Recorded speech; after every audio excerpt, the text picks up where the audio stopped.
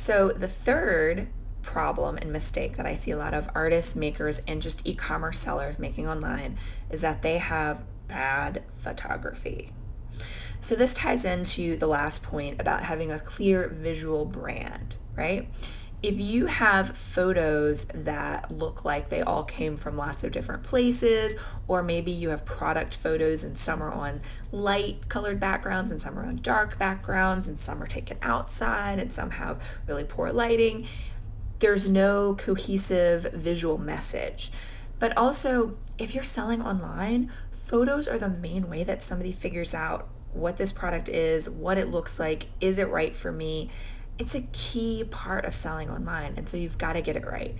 Now, if you don't have any sort of background in photography, there's definitely ways to learn photography.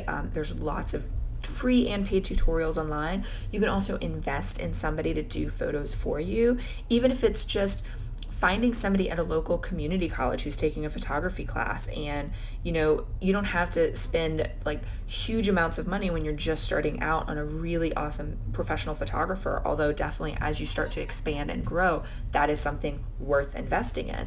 But if you're just starting out, you could work with a photography student who just needs more stuff for their portfolio. You can experiment on your own. This was definitely one of the things when I was running my own e-commerce shop way back in 2010 or so.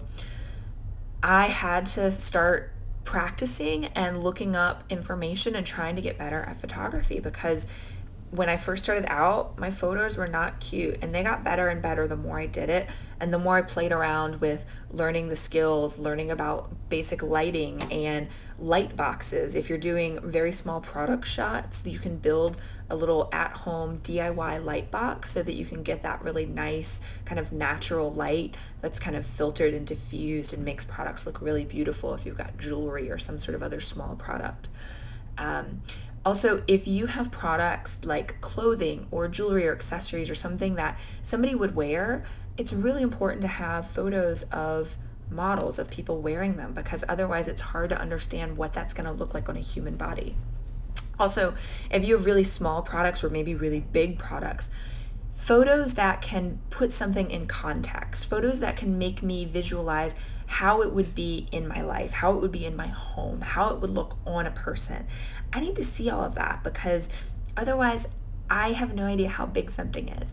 Yes, you can and should put your product dimensions in your product description, but if I just read, 36 inches, that doesn't connect with me as the same as seeing a product in a place on a human body, seeing it in context. So if you sell artwork, it's great to have a photo, lots of photos of the actual artwork itself. But if you can even do a mock-up of what that piece of art looks like on a wall, it's going to be much easier for somebody to visualize what it would look like in their home and then order it and buy it. Same thing with sharing your images on social media. You've got to have great images to get people to find you on social media in the first place, and then get them back to your website and buy your products from those beautiful product photos and your product descriptions. So work on your photography.